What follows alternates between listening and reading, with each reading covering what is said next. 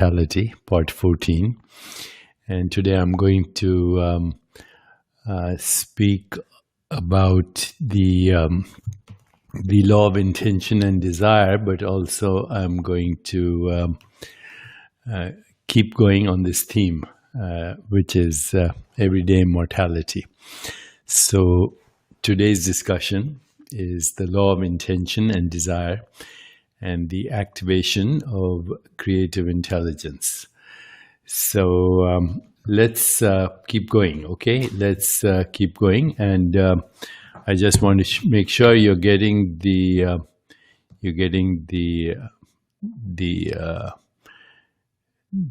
live stream right now, and I want to make sure that everybody is experiencing this.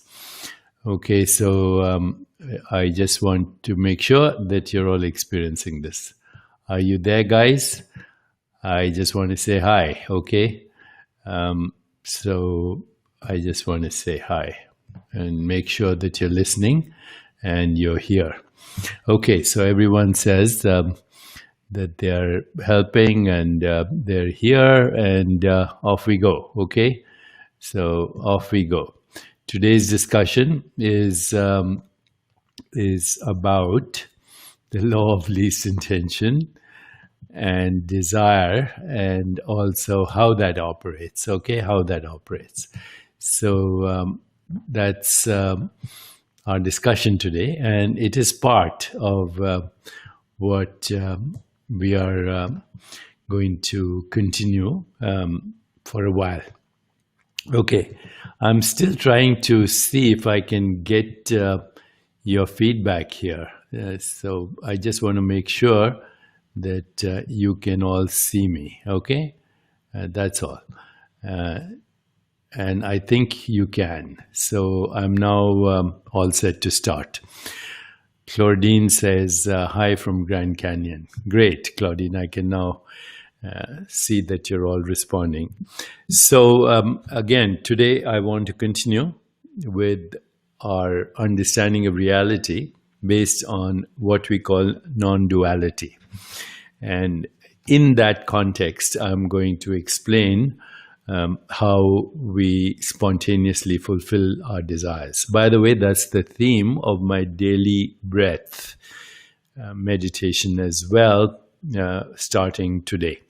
So if you go on Daily Breath podcast on Apple or on any other place where podcasts are available, such as Apple or Audible or Spotify or wherever else, you will find that I'm doing a whole series now on spontaneous fulfillment of desire, which is based on my book, The Spontaneous Fulfillment of Desire, which in other countries was also called Synchrodestiny. But in any case, what I'm explaining right now is reality based on the understanding of non-dualism. So let me actually define or articulate some of the principles of non-dualism. Number one principle of non-dualism: there's only consciousness ceaselessly vibrating as experience. Once again, there's only consciousness ceaselessly vibrating as experience, and the experience always is in the form of sensations, sense perceptions, images, feelings, and thoughts, period. Okay, so changing states of awareness is what we call changing experience. Experience is everyday reality determined by both experience and interpretation of experience. That's the first principle we need to understand. The second principle is that existence is self-regulating. All existence is self-regulating. It's self-evolving. It's invincible. Existence and its expressions cannot be stopped. They can be regulated, but they cannot be stopped. Right now, the biosphere is regulating itself as pandemic COVID-19 sweeps across the world, but existence is regulating itself, and existence is invincible, and it will continue to recycle through memory, and it will continue to expand and evolve into higher dimensions of its creativity. So that's, I would say, principle number 2. Principle number 3 right now, and we're making up these principles, is that making them up, but also drawn from great wisdom traditions. Principle number 3 is suffering comes from the illusion of the separate self. There is no such thing as the separate self. You, your body, your mind, your sensations, your images, your feelings, your thoughts, your imagination, your speech, your volition, your understanding, your emotions, they're all entangled as what we call experience with the experience of the web of experience, which is all sentient beings, which by the way is genetic. On a modeling level, it is the genetic information of the microbiome of all existence. So your body mind is an expression of the human microbiome, and that human microbiome is actually coded as your genetic activity.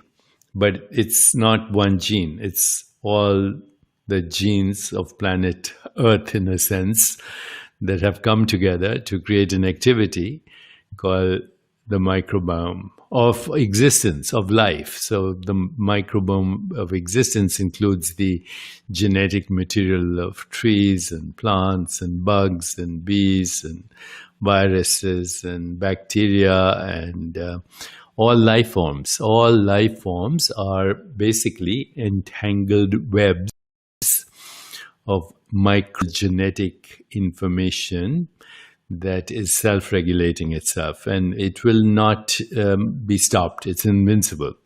Suffering comes when we experience a separate self, which means we feel disconnected from the microbiome of genetic activity that is self-regulating the biosphere.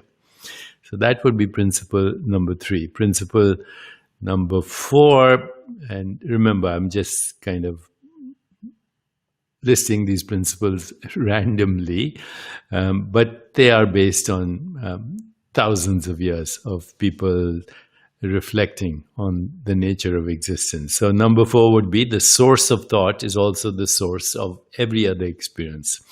The source of thought is the source of every other experience, which includes all sensations, all perceptions, all images, all feelings, all thoughts are entangled as experience. So going to the source of thought takes you to the source of all experience, of all existence. That would be principle number. Somebody maybe can transcribe these and put these here so we can all read and not forget them, including myself. Principle number 5 would be creativity is the fundamental activity of existence. Creativity is the fundamental activity of existence. Existence is awareness of existence.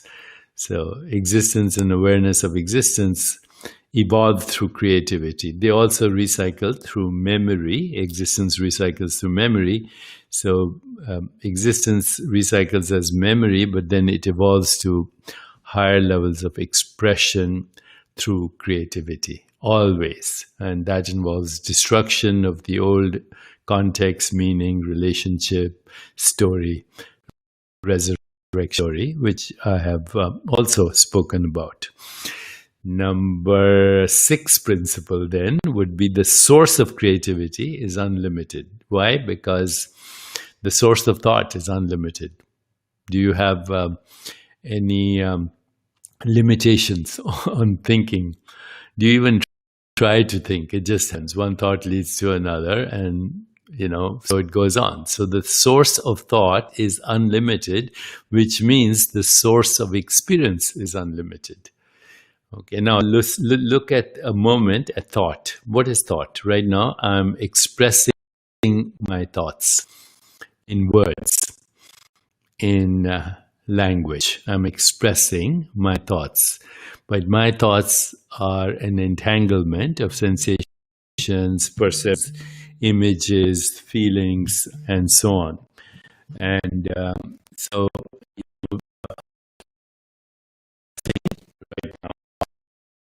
a experience. The source of that thought is inexhaustible. Why? Because I never limit myself or never experience limitation of thought. So now we said thought is entangled with all experience, but one way to look at thought is also it is an impulse of energy and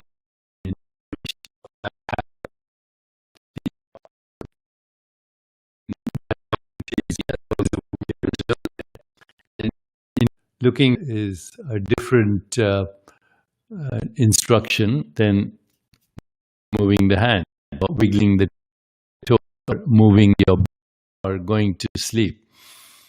Right? So every thought has an information. The information is embedded in the energy. But then go a little deeper, that energy and information is intelligence. Right? It's the activity of wiggling toes or moving my hand or speaking or looking there or going to sleep or moving my bowels or whatever.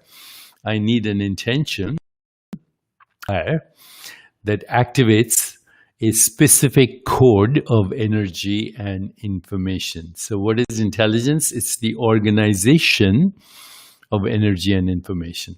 So we can say that thought is also an impulse of energy and intelligence, because intelligence organizes the information. Every thought is an impulse of energy and information and intelligence. And because the source of thought is inexhaustible, the source of experience is inexhaustible, then the source of energy, information, and intelligence is inexhaustible. And what is the source? You are the source before you have the thought. Okay, you are the source, and therefore you are the reservoir of infinite intelligence, infinite information, and infinite energy. Information is just the resolution of uncertainty organizing itself as a specific activity. Okay, so information depends on intelligence, and intelligence depends on knowledge. Knowledge depends on knowing. Knowing depends on experience, and experience depends on the activation of creative intelligence, which is the source. So that's what creative intelligence is. Creative intelligence is the source organizing itself as knowledge, energy, information, and its expression as what we call the physical world of matter, of space-time and causality. But go a little bit deeper. Knowledge can be both diabolical and can be divine. So knowledge can create a more peaceful, just, sustainable, healthier world, can create a very interesting, joyful, energetic body, but knowledge can also destroy. We can make knowledge atom bombs and nuclear weapons and cyber hacking and petroleum products in our food and poison in our food chain. We can use knowledge to kill other species. We can use knowledge to bring climate change. We can use knowledge to cause our extinction. Knowledge is not enough. What we need is wisdom. And wisdom is that knowledge which brings about healing, wholeness, self-regulation, and everything that we know as expanded awareness, expanded useful knowledge, expanded useful joyful experience, and ultimately that which we call fulfillment. But in any case, my principle number 6 was that the source of creativity is unlimited, because that source is also unlimited intelligence, unlimited information, unlimited energy. Let's call that creative intelligence. So that would be our principle number 6. Creative intelligence is limited.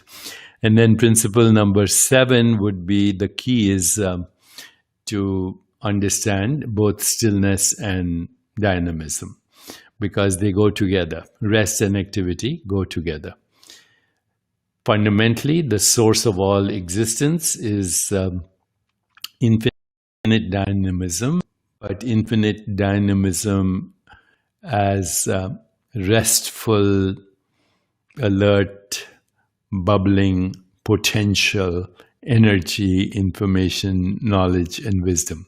That's the stillness and the dynamism in the stillness that we call being.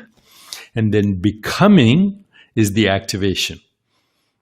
And it's the activation of what we can only call on-off switches in consciousness.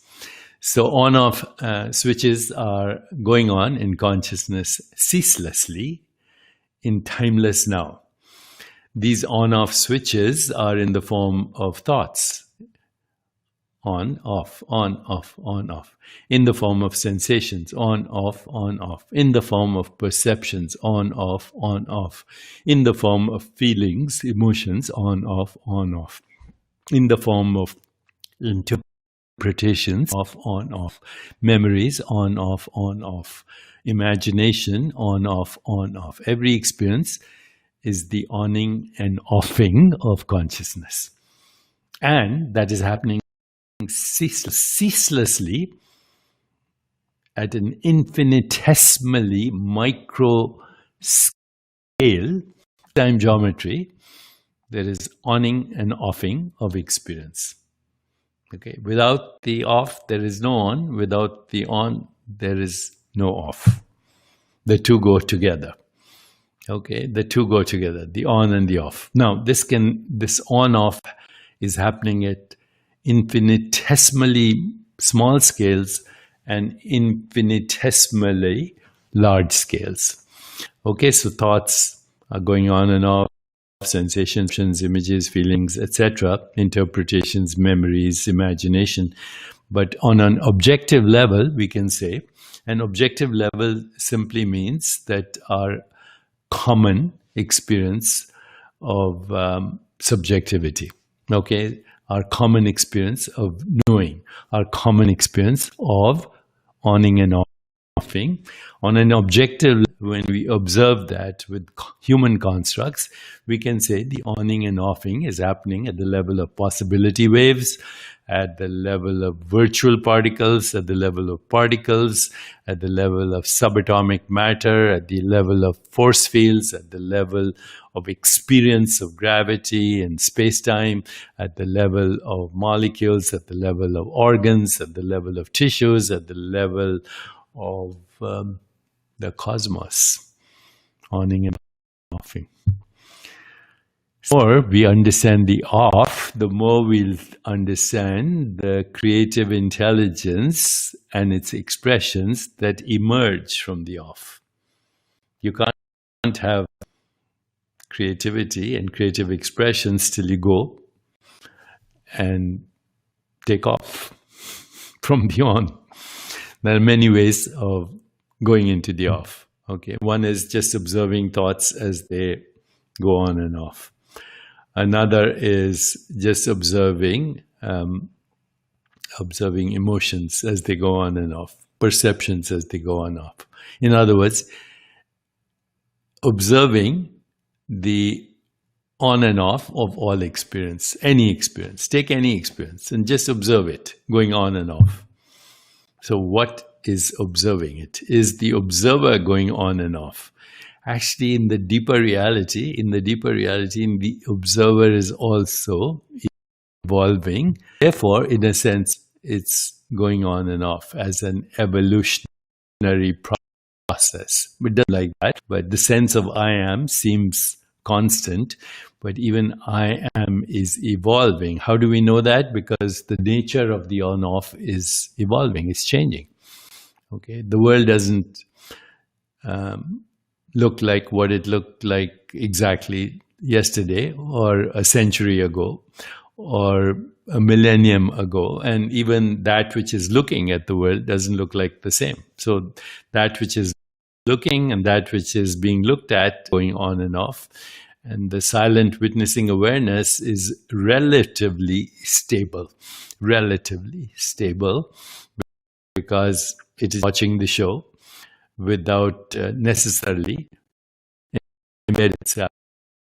But behind the screen of the silent witness is something else, and that is pure consciousness. And that pure consciousness never sleeps. Okay, that never goes on or off. I mentioned before that Nisargadatta Maharaj, one of the exponents of non-duality, said a lapse in memory is a lapse in awareness. So lapses in memory occur in deep sleep. Lapses in memory occur in dream states. Lapses in memory occur in what we call the waking dream or the daydream. Lapses in memory are very necessary for us to survive. Okay, so you don't have right now actively the memory of when you learn to speak or walk, or the embryo of the memory of your experiences as an embryo or other lifetimes.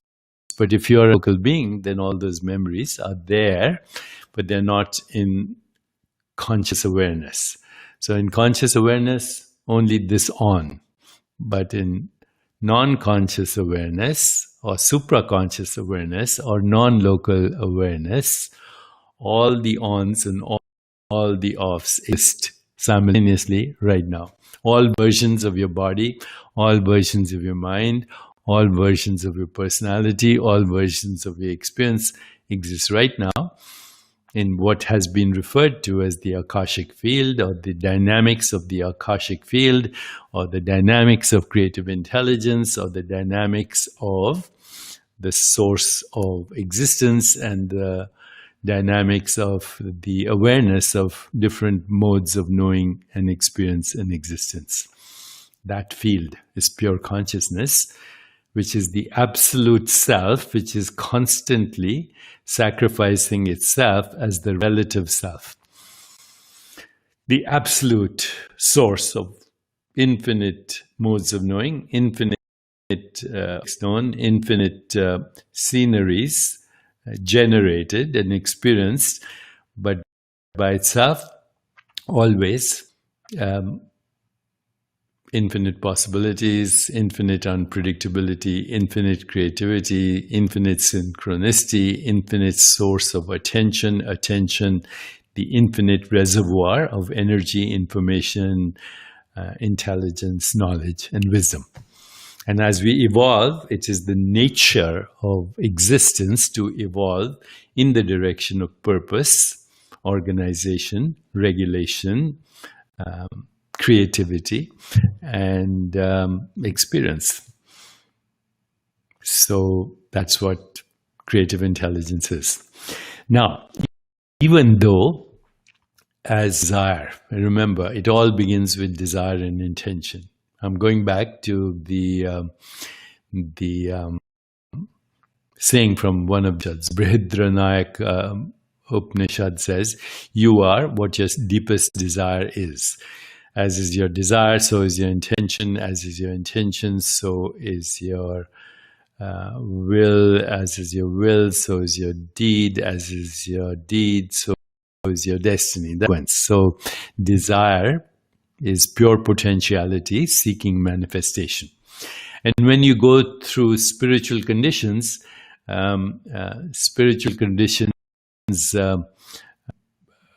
or spiritual understanding, when you go through them, then you say, you understand that without desire, there's no manifestation whatsoever. Okay, so even though spiritual traditions say detach from your desires, and that deeper understanding of the outcome of the fulfillment of desire, to suppress a desire is unnatural. To suppress a desire actually only makes it stronger. What you resist persists. So desire is always happening. What is the fundamental desire? The fundamental desire is to exist. The fundamental desire is not only to exist, but to enjoy existence. That's the most fundamental desire. And fundamental desire is also not only to enjoy existence, but to create the enjoyment of existence, for the ecosystem of existence, which then creates joy and happiness in one aspect of the ecosystem of existence that I call me, Deepak Chopra. But Deepak Chopra is a name. That's all it is. That name is the signature for all the experiences that signature or that idea or that construct Deepak Chopra is having from fertilized ovum to zygote to embryo to baby to infant to child to teenager to adult to mature adult to old person to death. That's the program. Okay, and then the program recycles, because everything recycles. You can't have the on without the off. And the recycling is through memory and imagination, but then also evolves to new levels of creativity. That is what I am is doing. I am is becoming and doing Deepak Chopra as a process. But I am is also becoming and doing a butterfly experience, a tree experience, a COVID-19 experience, a bacterial experience. And all these experiences are entangled in the web of energy, information, knowledge, self-regulation, evolution, creativity. So even when we desire, we actually don't desire normally what we truly want to experience. So if I ask somebody, what do you want right now? They might say, I want a lot of money. Or they might say, I want a new house. Or they might say, I want a new automobile. Or they might say, I want a new relationship. Or they might say, I want a new job. Okay? But what there really is, I want a new experience. And the experience is never a thing. It's a feeling. And even the feeling is a state of awareness. So when people say, I want success, I want money, I want healthy relationships, I want a good, joyful, energetic body, what they're really referring to is a state of awareness. You shift that state of awareness, which is constantly shifting anyway, but you do it through subtle intention. And then suddenly that state of awareness produces the symbolic representation of that state of awareness. So right now I would say choose a state of awareness, and I'm giving you the formula right now. Choose a state of awareness that embodies the following. Affluence. Affluence means the flow of good things in your life. Choose abundance. The nature of existence is abundance. In every seed, there's the promise of thousands of forests. So choose a state of awareness called affluence. Choose a state of awareness called abundance. Choose a state of awareness called infinity and immortality and timeless existence and being and non-resistance and joy and creativity. And now you're choosing reality. Everything else is a byproduct. So right now, today's intention, subtle intention. Subtle intention is the most important. Okay, walking is a subtle intention. Moving your bowels is a subtle intention. Going to sleep is a subtle intention.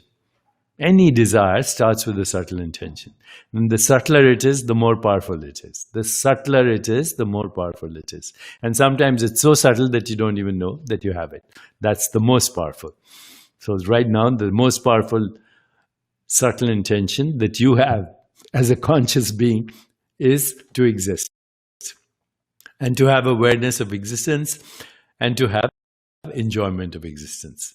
And now introduce in that subtle intention infinity, immortality, affluence, abundance, joy, and healing. Let that be a subtle intention that then activates what we call self-regulation, healing, creative intelligence.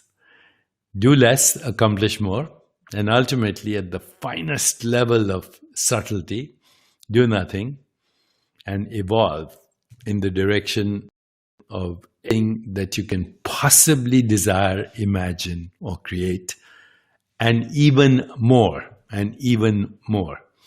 Okay, so I'm done with today's interaction with you. And I'm just looking at some of your feedback. Anika, Adam, that's fantastic. So grateful. Thank you.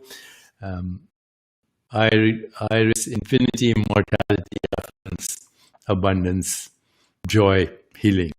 That's the subtle intention. Everything else is a byproduct of that. Okay, so this is our podcast. The book fell down. That's subtle, by the way, very subtle promotion of the book. In fact, I shouldn't be talking about it. It's just there. And even if it's not there, it's there.